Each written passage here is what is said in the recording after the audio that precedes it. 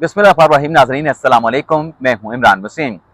नाज़रीन, जैसा कि आप जानते हैं कि 20 और 21 जुलाई को सुप्रीम कोर्ट ऑफ पाकिस्तान में जुडिशल कमीशन का इजलास हुआ और उस इजलास में Islamabad high court, Lahore high court, Sindh high court, Balochistan high court और पेशावर हाई कोर्ट में जजेस की तैनातियों से मुतल्लिक न सिर्फ फैसले किए गए बल्कि उन फैसलों से मुतल्लिक जो रिकमेंडेशंस समरी की सूरत में सदर पाकिस्तान आसिफ अली जरदारी को भिजवाई गई, उस पर ऐवान सदर ने, सदर पाकिस्तान आसिफ अली जरदारी ने मुकम्मल तौर पर खामोशी अख्तियार कर रखी है। यानी 20 जुलाई 21 जुलाई से लेके आज हम 3 अगस्त को बैठे हैं और वो जजेस की तैनातियों की समरी ऐवान सदर से मंजूर होकर वापस नहीं आ सकी है। लेकिन आज जजेस की तैनातियों के मामले पे सुप्रीम कोर्ट के जजेस ने लब कुशाई की है। सदर साहब खामोश हैं, लेकिन सुप्रीम कोर्ट के जजेस ने खामोशी को तोड़ा है। इस बड़ी खबर की डिटेल प्रोग्राम में आपके साथ हम शेयर करेंगे, लेकिन ब्लॉग में सबसे पहले हम बात करेंगे आज़ाद कश्मीर के इंतखाबात की, कश्मीर के इंतखाबात के नताइज की। मोहसिन नकवी साहब का जो स्टेटमेंट आया, उस स्टेटमेंट के बाद शहबाज शरीफ की, नवाज शरीफ की, मरियम नवाज की और मुस्लिम नवाज के जो कोर मेंबर्स हैं, उनकी मुलाकात होती है, एक इजलास होता है। उस इजलास में क्या फैसला होता है, उस फैसले से मुतल्लिक भी आप नाज़रीन को आगाह करेंगे। और फिर फील्ड मार्शल से मुलाकात का क्या मामला है, पाकिस्तान पीपल्स पार्टी के बाइकआउट का क्या मामला है, इन पर भी प्रोग्राम में हम बात करेंगे। लेकिन प्रोग्राम का आगाज करने से पहले आपसे दरखास्त होगी कि चैनल को सब्सक्राइब कर लें, बेल आइकॉन का बटन प्रेस करें, वीडियो पसंद आए तो इसे लाइक और शेयर जरूर कीजिएगा। प्रोग्राम में शामिल करते हैं जनाब जांसेब अब्बासी साहब को, सीनियर साफी हैं। तो जांसेब अब्बासी साहब, सबसे पहले तो आज़ाद कश्मीर की बात कर लेते हैं, क्योंकि ये हॉट इशू भी है और लोगों की नजरें भी आज़ाद कश्मीर के इंतखाबात पे लगी हुई थी। तो बात हो रही है लो टर्नआउट की जी। तो लो टर्नआउट चले अपनी जगह पे, उसकी एक वजह पाकिस्तान तहरीक इंसाफ का बाइकआउट भी हो सकता है, क्योंकि तहरीक इंसाफ का भी वहां पे वोट बैंक मौजूद है। लेकिन जो नताइज आए हैं, उन नताइज के बाद क्या आप समझते हैं कि जो इंतखाबात का तीसरा मरला है, क्योंकि मुस्लिम नवाज ने तो सादा अक्सरियत दोनों फेजेस में हासिल कर ली है, तो पीपल्स पार्टी ये कह रही है या पीपल्स पार्टी ये कर सकती है कि तीसरे मरले के इंतखाबात का वो बाइकआउट कर जाए? इमरान, शुक्रिया आपके वक्त का। एक तो जो पाकिस्तान पीपल्स पार्टी वाला मामला है, उस पर आने से पहले जो टर्नआउट के ऊपर बात की, तो आपने तो एक दूसरा पहलू भी है, जो जॉइंट एक्शन कमेटी है उसकी जानिब से भी इलेक्शन का बाइकआउट है। तो इस दोनों वजूहात के सबब भी टर्नआउट बहरहाल कम रहा। अब जहाँ तक पाकिस्तान पीपल्स पार्टी का ताल्लुक है, तो पहले फ़ेज़ का जो इलेक्शन हुआ मीरपुर में, उस मामले के ऊपर पाकिस्तान तहरीक इंसाफ जो बाइकआउट के ऊपर थी, लेकिन पीपल्स पार्टी ने उस पर बाइकआउट नहीं किया, इलेक्शन में हिस्सा लिया और कहा जी कि हमारे साथ नून लीग ने धांधली की है। दूसरा फेज़ इलेक्शन हुआ जो कि गुज़िश्ता रोज़ हुआ, उसमें भी जो नताइज आए उसमें मुस्लिम लीग नून आगे है, तो उस पर पाकिस्तान पीपल्स पार्टी ने उस पर भी बाइकआउट नहीं किया। अब तीसरी स्टेज के ऊपर इलेक्शन का बाइकआउट का मेरे ख्याल में कोई बहुत ज़्यादा इम्पैक्ट या इसको कोई बहुत ज़्यादा लिया नहीं जाएगा, इस सौदे को, या अगर हम यूँ कहें कि इस बाइकआउट को एक्सेप्ट नहीं किया जाएगा या इसको अप्रिशिएट नहीं किया जाएगा। बात यह है कि या तो आप पहली स्टेज के ऊपर आपके साथ ये हुआ, दूसरे मरहले पे भी अगर आप बाइकआउट पे चले जाते तो शायद सूरत हाल मुख्तलिफ होती। लेकिन जांसेब साहब, ये भी तो बात है ना, पीपल्स पार्टी ने कभी इंतखाबात का तारीख उठा के देख लें, पीपल्स पार्टी ने बाइकआउट नहीं किया। लेकिन पहले 2 फेजेस के जो इलेक्शन के नताइज आए हैं, जिसमें मुस्लिम लीग नवाज ने सादा अक्सरियत हासिल कर ली है, सादा अक्सरियत के साथ वो आज़ाद कश्मीर में हुकूमत बनाने की पोजीशन में आ चुके हैं, तो तीसरे मरहले के इंतखाबात के लिए अब जो साबिक स्पीकर हैं, साबिक वज़ीर आज़म हैं पीपल्स पार्टी से, जनाब राजा परवेज अशरफ साहब, उनकी तरफ से कहा गया है कि पीपल्स पार्टी को तीसरे मरहले के इंतखाबात का बाइकआउट करना चाहिए। तो पीपल्स पार्टी तो अपनी रवायात को लेकर चलती है। आपको लगता है कि इस फैसले पे जो एक प्रपोजल परवेज अशरफ साहब का है, वो इसको लेके चलेंगे, इलेक्शन का बाइकआउट करेंगे? अब देखिए, ये मामला बहरहाल इंडिविजुअल राय मेरे ख्याल में राजा परवेज अशरफ साहब की है, तो अब ये मामला जाएगा पार्टी में, तो पार्टी डिस्कस करेगी। तो मेरा नहीं ख्याल, क्योंकि आपको याद होगा जब पाकिस्तान तहरीक इंसाफ के बाइकआउट वाले मामले पे बिलावल ने मुजफ्फराबाद में एक जलसे में तकरीर में ये बात कही थी कि हम पीटीआई की तरफ हाथ बढ़ा रहे हैं, एक इलेक्शन में हमने बाइकआउट किया और उसका खमियाजा हम आज तक भुगता है और हमें उसका लॉस होता रहा है। तो खुद जब पीपल्स पार्टी का ये नैरेटिव रहा है तो मेरे ख्याल में एज अ पॉलिटिकल पार्टी जो है वो बाइकआउट की तरफ नहीं जाएगी। हाँ, ये ज़रूर है कि इस तरह के बयान देने से शायद ये एक मैसेजिंग होती है कि जी ये देखिए हमारे साथ जो कुछ हो रहा है, जो आखिरी फेज़ है उसके थोड़ा बहुत ख्याल रखा जाए, तो कोई इस तरह की चीज़ें हो सकती हैं। चलें, ये तो हमने आज़ाद कश्मीर का मामला डिस्कस कर लिया। अब 8 या 9 अगस्त को तीसरे फेज़ का इलेक्शन है, उसमें देख लेंगे क्या नताइज सामने आते हैं और हुकूमत मुस्लिम लीग नवाज़ बनाएगी तो कैसे बनाएगी, वज़ीर आज़म, उसमें काबीना और बाकी लोग कौन कौन आते हैं जो कि हुकूमत में शामिल होंगे। लेकिन अब हम बात कर लेते हैं वफाकी हुकूमत की, जी, जिसके एक अहम वज़ीर ने, तगड़े वज़ीर ने, ताकतवर बासर वज़ीर ने एक स्टेटमेंट दिया। वज़ीर दाखिला साहब की बात हो रही है, मोहसिन नकवी साहब की, कि सिस्टम कोलैप्स कर चुका है और नए सूबे बनने चाहिए, नए इंतजामी यूनिट्स बनने चाहिए। उस पर आपको याद होगा कि पिछले हफ्ते एक मीटिंग बुलाई गई थी रायबंद में जी, शरीफ खानदान की, जिसमें मुस्लिम लीग नवाज के जमात के मतलब जो कोर रहनुमा हैं, जो कि नून लीग के शरीफ खानदान के करीब समझे जाते हैं, वो भी शरीक हुए थे। तो उस पर आज नवाज शरीफ साहब का कुछ स्टेटमेंट सामने आया है। जी। तो बताएं ना कि ये सारी कहानी क्या है। फिर दो बड़ों की मुलाकात भी हुई है, उन दो बड़ों की मुलाकात की खबर फिर मैं आपके साथ शेयर करूं। बिल्कुल सही। इमरान, जो इस हवाले से जो मुलाकात हुई है पाकिस्तान मुस्लिम लीग नून की, और उसमें ज़ाहिरी बात है आज भी मुस्लिम लीग नून के अंदर एज अ पॉलिटिकल पार्टी जो भी फैसले होते हैं वो मियां मोहम्मद नवाज शरीफ की मुशावरत के बाद ही होते हैं और फिर वहीं से जो है वो चीज़ें डिसाइड होकर सामने आती हैं। तो इसमें एक तो ये तय ये हुआ है या डिसाइड ये किया गया है जी कि किसी भी किस्म की जो इस हवाले से जो कन्फेडरेशन है या जो इख्तलाफात है या जो महाजराई का जो मामला है, इससे गुरेज किया जाएगा और गुरेज किया जाना चाहिए। और इसी मामले के ऊपर कि जी इस पूरे मामले को जो है वो इसी तरीके से जो है वो अफवाम के साथ जो है वो इस मामले को लेके आगे चलना है और महाजराई से जो है वो गुरेज करना है।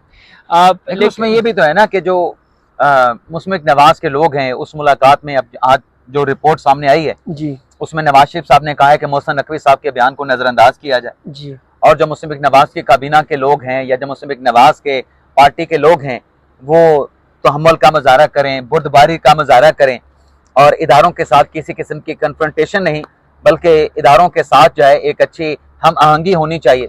और रिपोर्ट में ये भी कहा गया कि नवाज शरीफ साहब का ये भी कहना है कि मुल्क जिस नाजुक दौर से गुजर रहा है उसमें कन्फ्रंटेशन नहीं बल्कि इदारों के साथ हम आहंगी होनी चाहिए और कोई ऐसा एलिमेंट्स, कोई ऐसी सूरत हाल जिससे हुकूमत और इदारों के माबैन गलत फहमियाँ जन्म लें, इख्तलाफात जन्म लें, उससे गुरेज करना चाहिए। तो इस मामले से जैसा कि जो मतलब रिपोर्ट सामने आई है उससे ये पता चलता है कि मुस्लिम लीग नवाज के पार्टी के लोगों को, अहम रहनुमाओं को, काबीना के लोगों को कहा जा रहा है कि आप मोहसिन नकवी साहब के बयान को नजरअंदाज करें। तो इससे तो अपने जहां से अब्बासी साहब खबर जो बाहर आती है वो खबर ये है कि मोहसिन नकवी साहब के बयान को लेके नून लीग की पार्टी में, ऊपर वाली शरीफ खानदान की बात नहीं कर रहा, खासी तशवीश पाई जाती है। बिल्कुल, क्योंकि वो अपनी काबीना के लोगों को और पार्टी के लोगों को कह रहे हैं कि आप तहम्मुल का मुजाहरा करें और जो स्टेटमेंट है मोहसिन नकवी साहब का उसको आप नजरअंदाज करें। तो क्या लगता है आपको, क्योंकि बड़ी इस पे बरहमी का इजहार किया गया है पार्टी के अरकान की तरफ से अपनी पार्टी की क़यादत के सामने कि काबीना में रहता हुआ एक शख्स जो है वो कैसे पब्लिक में जाके मीडिया के सामने सिस्टम की तबाही की बात कर सकता है। इमरान, ये तो पार्टी के अंदर भी और बाहर सोशल मीडिया के ऊपर भी यही डिबेट है कि अगर मोहसिन नकवी साहब ये समझ रहे हैं कि ये निज़ाम जो है ये अगर ठीक नहीं चल रहा और नाकारा हो चुका है और अगर ख़त्म हो चुका है तो फिर वो इस निज़ाम का हिस्सा क्यों है और वो इस निज़ाम से फिर आउट हो जाएं, वो फिर रिज़ाइन दे दें, ये तो फिर दबाव है ना, वो फिर मुस्ताफ़ी हो जाए। अगर नहीं है तो फिर या तो ये सूरत हाल होगी कि जी उनको अपने इस स्टेटमेंट की वजाहत करनी चाहिए, इसको एक्सप्लेन करना चाहिए, या फिर दूसरी सूरत हाल जो बन रही है वो इस मामले के ऊपर, जैसे मैंने आपको कहा कि ये बात नून लीग के अंदर भी बहुत ज़्यादा उस पर बाज़ रहनुमा तो पब्लिकली जो है, जैसे ख्वाजा आसिफ साहब हैं, फरहाना सनाउल्लाह साहब हैं, उनकी तरफ से जब स्टेट में ये बात की जाती है। लेकिन इसी बयान को लेके अगर नून लीग की क़यादत में ने मतलब जो डायरेक्शन जारी की है, लेकिन पार्टी के अंदर कोई इस बात पे तशवीश पाई जा रही थी या बरहमी का इजहार हो रहा था, तो उसको आप देखें ना कि बहुत सारे प्रोग्राम्स हो गए जी जिसमें कहा गया कि जी वो बड़ी अहम मुलाकात हुई है और उस मुलाकात में 6 माह की जो है वो डेडलाइन दे दी गई कि 6 माह के अंदर आप इंतजामी यूनिट्स कर बनाएं, सूबे बनाएं, गवर्नेंस को बेहतर करें, अदरवाइज जो है वो आपकी फाइलें तैयार हैं। अच्छा, ये जो फाइलें तैयार होने वाली बात है ना, इससे एक और चीज में निकलती है। अच्छा वो फाइलें तैयार मतलब इसको समझे ना कि अगर आप ये सूबे बना लेते हैं, आप इंतजामी यूनिट्स बना लेते हैं, तो आपकी फाइलें नहीं निकाली जाएंगी। अब वो फाइलें किस लिए बनती हैं, या फाइलों का नाम किस लिए इस्तेमाल होता है? भी इनकी करप्शन है, ब्लैकमेलिंग के लिए इनकी करप्शन है जी। अगर आप सूबे बनाएं, इंतजामी यूनिट्स बनाएं, तो फिर आप कैरी ऑन करें, आपको कोई पूछने वाला नहीं होगा। लेकिन अगर आप ये नहीं करेंगे तो फिर आपसे पूछा जाएगा, आपकी अकाउंटेबिलिटी होगी। इससे भी तो एक गलत तासुर जाता है ना ये फाइलों वाली चीजों से। तो ये 6 महीनों वाली मियाद और मुलाकात, इस पर भी कोई आपके पास कोई इंसाइट हो, आप क्या कहते हैं? इमरान, जहाँ तक ये पहले इस पे डिस्कस करते हैं क्योंकि ये टॉपिक बहुत अहम है फाइलों वाला।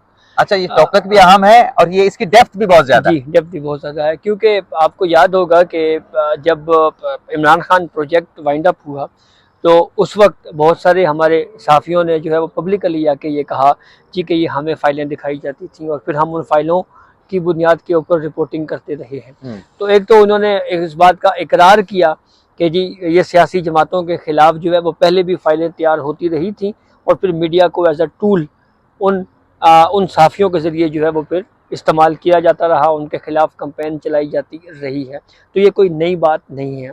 अच्छा, इसमें मैं एक और भी ऐड कर लूँ, माजरे के साथ हम दोनों डिबेट भी कर रहे हैं, खबरें भी शेयर कर रहे हैं। ये एक पूरा प्रोसीजर है, एक SOP है कि जो भी हुकूमत आनी ना, उसकी फाइलें तो तैयार होती हैं। वो ब्लैकमेलिंग के लिए, दबाव के लिए इस्तेमाल हो या ना हो, लेकिन इदारे अपना काम कर रहे होते हैं। तो इसमें कोई नई बात नहीं कि अगर किसी की फाइल बनी। अच्छा, उस दूसरी जो उसमें बात हो सकती है कि उस फाइल में जान कितनी है, तो जान के हवाले से डिबेट हो सकती है कि वो महज जो है वो कागज के टुकड़े इकट्ठे किए गए या उन फाइलों में कोई जान भी थी। अच्छा, तो बिल्कुल इसी तरीके से यहाँ पे माजी में हुआ और फिर बाद में उन साफियों ने इस बात को एक तरह से इकरार जुर्म किया। आज के दौर में भी ये फाइलों वाली बात ये अभी नहीं है, 1-2 महीने पहले भी सोशल मीडिया के ऊपर कुछ चीज़ें चली। किसी ने कहा जी कि मैंने भी फाइल देखी है, किसी ने बाहर बैठे हुए कहा जी कि हमें भी वो फाइल की बातें हो रही हैं बड़ी। ये कोई फ़ख्र वाली बात मेरे ख्याल में इमरान नहीं है कि एक पॉलिटिशियन को या एक पॉलिटिकल पार्टी को जो है वो आप एक तरह से प्रेशर में लाने के लिए आप कहें कि अगर ये काम आपने ना किया तो फिर ये फाइलें हमारे पास मौजूद हैं। तो फिर ये यहीं पे ऐड कर ले, तो फिर मुलाकात किस आला शख्सियत के साथ हुई होगी? फील्ड मार्शल के साथ हुई होगी, आसिम मुनीर के साथ होगी, किसके साथ हुई होगी? देखिए, वो तो कहते हैं कि जब से फील्ड मार्शल का ओहदा उनको मिला है उस वक्त से आज तक, फील्ड मार्शल नहीं, आर्मी चीफ का। हाँ, आर्मी चीफ का, तो आज तक कोई 1-on-1 मुलाकात जिसे कहते हैं ना, वो आज तक नहीं हुई किसी भी साफी के साथ। तो ज्यादा से ज्यादा मुलाकात फिर वो DGISP है, मुमकिन या किसी और से भी हो सकती है। तो दूसरी बात, इमरान इस बात को कंट्राडिक्ट कर रहे हैं मुनीब फारूक साहब। अच्छा, अब मसला ये है ना कि हमारे पास जो खबरें आती हैं, जिसको आजकल जो है कहा जाता है कि ये जो बात है ना जी, ये वहीं से है, या इसको हम जो है वो ये कहते हैं जी कि ये वही नुक्ता नज़र है। तो एक साइड से ये कहा जाए जी कि 6 महीने की डेडलाइन है, दूसरी तरफ से फिर मुनीब फारूक साहब ये कह रहे हैं चेक किया है, तो वो तो कह रहे हैं जी ये प्रैक्टिकली ये 6 महीनों में ऐसा मुमकिन ही नहीं है। ये एक इंतजामी यूनिट्स बन जाए जी, या सूबे बन जाए, ये टाइम टेकिंग प्रोसेस है। तो ये बात दुरुस्त नहीं है। लेकिन कुछ कहने वाले तो ये भी कहते हैं ना कि नए इंतजामी यूनिट्स भी बनेंगे, नए सूबे भी बनेंगे और मौजूदा हुकूमत के दौर में बनेंगे, और मौजूदा हुकूमत अपनी जो मुद्दत है, आईनी मुद्दत है, उसको भी पूरा करेगी। लेकिन इस बात की सपोर्ट में मोहसिन नकवी साहब का बयान ही आपको लेना पड़ेगा ना फिर जी। मोहसिन नकवी साहब के जिस स्टेटमेंट के ऊपर यह सियासी तूफान या सियासी तलातुम बर्पा हुआ है, उन्होंने भी अपने बयान में यही कहा था कि हुकूमत अपनी मुद्दत पूरा करेगी जी, कोई माशरा वाला चक्कर नहीं है। लेकिन उन्होंने कहा कि सिस्टम कोलैप्स कर चुका है, नए इंतजामी यूनिट्स की तरफ हमको जाना चाहिए, नए हमें सूबों की तरफ जाना चाहिए, और ये फैसला सियासी लोगों ने करना जी। तो सुना है कि खुफिया मुलाकात भी हुई है, वो खबर भी देना हमें, मुलाकात क्या हुई? अरे चले, मुलाकात वाली वो वाली खबर तो आपने कह दी ना कि जब से नवंबर 2022 से बने तो उनकी किसी सहाफी के साथ अकेले मुलाकात नहीं हुई जनरल आसिम मुनीर साहब की। अलबत्ता जिस स्टेटमेंट के ऊपर इतना रौला मचा हुआ है सियासी तूफान उठा हुआ है, शायद वो अब थम जाए, जी। शायद थम जाए, अच्छा। शायद थम जाए। लेकिन जाहिर सी बात है कि मोहसिन नकवी साहब को देखकर बहुत सारे लोगों को जो है वो कुछ महसूस भी होता है, तो शायद वो उसकी वो उनकी जो फीलिंग्स हैं वो फीलिंग्स खत्म ना हो। लेकिन मुलाकात मोहसिन नकवी साहब की जराये के मुताबिक शहबाज शरीफ साहब के साथ लाहौर में हो गई है। हो गई है। अच्छा। और उस मुलाकात में अगर कोई गलत फहमियां थी या जो कुछ भी था, सारी चीजें क्लियर हो गई। तो अब फिर आपके ख्याल में मोहसिन नकवी साहब से की तरफ से कोई ट्वीट, कोई स्टेटमेंट आ सकता है? हो सकता है वो ये कह रहे मेरी जाती राय थी जी, नहीं वो तो निजाम कोलैप्स करने वाली वो तो आपको पता नहीं, DGISPR ने जो प्रेस कॉन्फ्रेंस की कही थी, वहां पे हमारे साथियों ने सवाल पूछ लिया था, सियासी सवाल, तो उधर से भी यही कहा गया था कि उनकी जाती राय।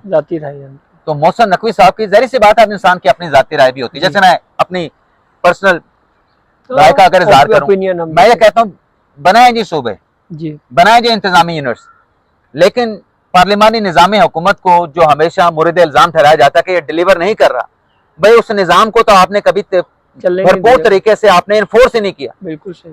चलने ना देना भी एक और बात है, एक और ऑप्शन है, एक और डिबेट है, लेकिन जब आपने इन्फोर्स ही नहीं किया लोकल बॉडी सिस्टम जी, बिल्कुल सही, बल्दियाती इंतखाबात, यानी यहाँ पे बात होती है कि दो सियासी खानदान जो है वो हुकूमत में है, डेकेट से हैं, जरदारी खानदान है, शरीफ खानदान है, और भाई और भी बहुत सारे खानदान हैं जी। ये तो आपको एक लाहौर में नजर आते हैं, एक आपको नजर आते हैं जी उधर अपने कराची में।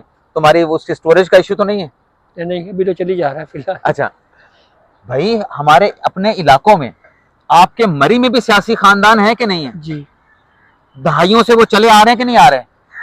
जुनूबी पंजाब में भी हैं, सिंध के वडेरों में भी हैं, बलूचिस्तान में भी हैं, खैबर पख्तूनख्वा में भी हैं, सेंट्रल पंजाब में भी हैं। वही सियासी खानदान, उन्हीं के बच्चे MNA बनते हैं, MPA बनते हैं, एक जाता है दूसरा आ जाता है। लेकिन अगर लोकल गवर्नमेंट सिस्टम को चलाया जाए, बल्दियाती इंतखाबात को स्ट्रेंथन किया जाए, उनको अख्तियार दिया जाए, इंतजामी अख्तियार भी, माली अख्तियार भी, तो फिर जाके खानदानी सियासत का खात्मा होगा, जब नई नर्सरी पॉलिटिशियन की आपके सामने आएगी।